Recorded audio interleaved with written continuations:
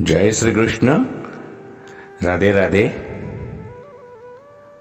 राधे सत्संग में सत्संग का रसपान करते सभी आत्मीयजनों, श्री वल्लभ की प्रेरणा से प्रेरित होकर राधे सत्संग में आज हम रामनवमी आ रही है। सबको रामनवमी की बधाई के साथ हम जानेंगे कि रामायण में भोग नहीं, रामायण में केवल और केवल त्याग त्याग और त्याग ही है। प्रियजनों, भरत जी नंदीग्राम में रहते थे। शत्रुघ्न जी उनके आदेश से राज्य संचालन करते थे। एक बार ऐसी बात बनी, एक रात को जब माता कौशल्या जी को सोते में अपने महल की छत पर किसी के चलने की आहट सुनाई। माता की नींद खुली, पूछा कौन है। मालूम पड़ा श्रुति कीर्ति जी है। नीचे बुलाया गया। श्रुति कीर्ति जी जो सबसे छोटी है, आई चरणों में प्रणाम करके खड़ी रह गई। माता कौशल्या जी ने पूछा, श्रुति इतनी रात को अकेली छत पर क्या कर रही हो बिटिया? क्या नींद नहीं आ रही? शत्रुघ्न कहां है? श्रुति कीर्ति की आंखें भर आई, मां की छाती से चिपटी, गोद में सिमट गई, बोली मां उन्हें तो देखे हुए 13 वर्ष हो गए। उफ, कौशल्या जी का हृदय कांप गया। तुरंत आवाज लगी, सेवक को दौड़ने लगे। आधी रात ही पालकी तैयार हुई। आज शत्रुघ्न जी की खोज हुई। मां चली और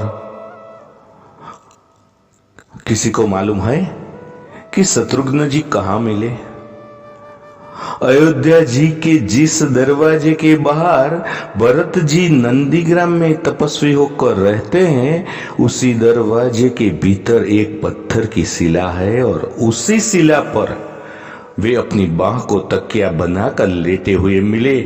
मां सिराने बैठ गई, बालों में हाथ फिराया तो शत्रुघ्न जी ने आंखें खोली। मां उठे, चरणों में गिरे। मां आपने क्यों कष्ट किया? मुझे बुलवा लिया होता।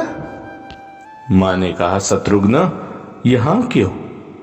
शत्रुघ्न जी की रुलाई फूट पड़ी। बोले, मां भैया राम जी पिताजी की आज्ञा से वन चले गए। भैया लक्ष्मण जी उनके पीछे चले गए। भैया भरत जी भी नंदीग्राम में है। क्या ये महल, ये रथ, ये राजसी वस्त्र विधाता ने मेरे लिए बनाए हैं? माता कौशल्या जी निरुत्तर रह गई। देखो प्रियजनों, ये राम कथा है। राम कथा में भोग ही नहीं है, त्याग है। त्याग की कथा है। यहां त्याग की प्रतियोगिता चल रही है और सभी उसमें प्रथम है, कोई पीछे नहीं रहा। चारों भाइयों का प्रेम और त्याग एक दूसरे के प्रति अद्भुत, अभिनव और अलौकिक है। रामायण जीवन जीने की सबसे उत्तम शिक्षा देती है।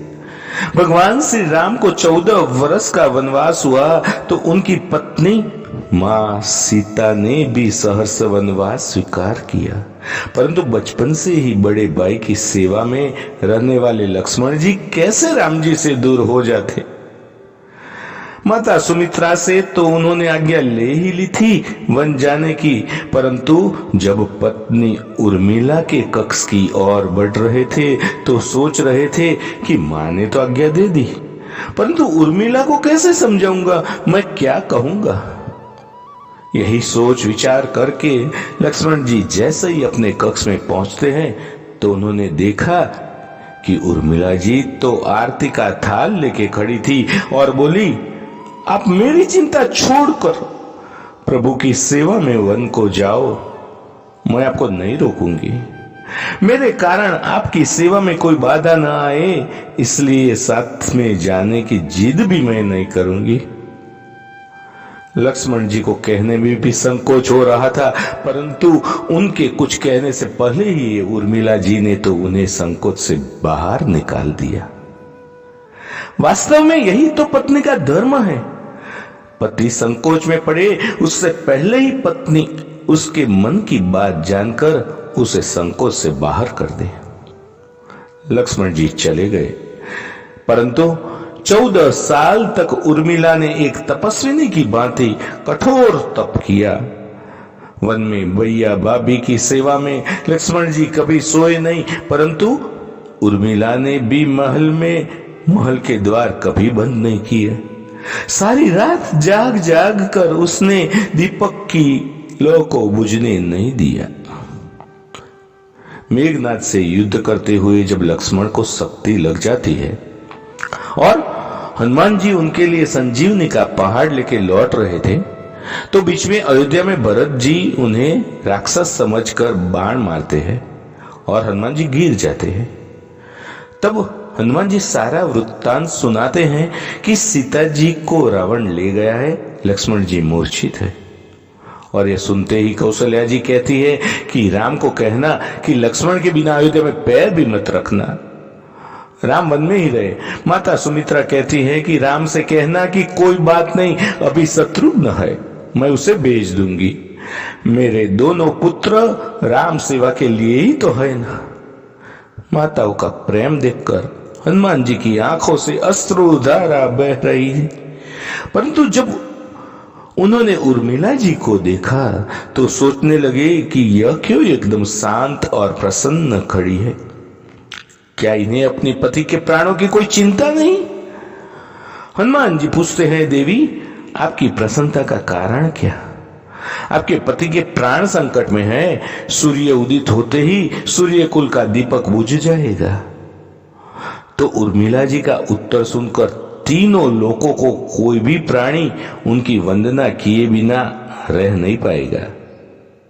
वो बोली, मेरे दीपक संकट में नहीं, वो बूझ ही नहीं सकता।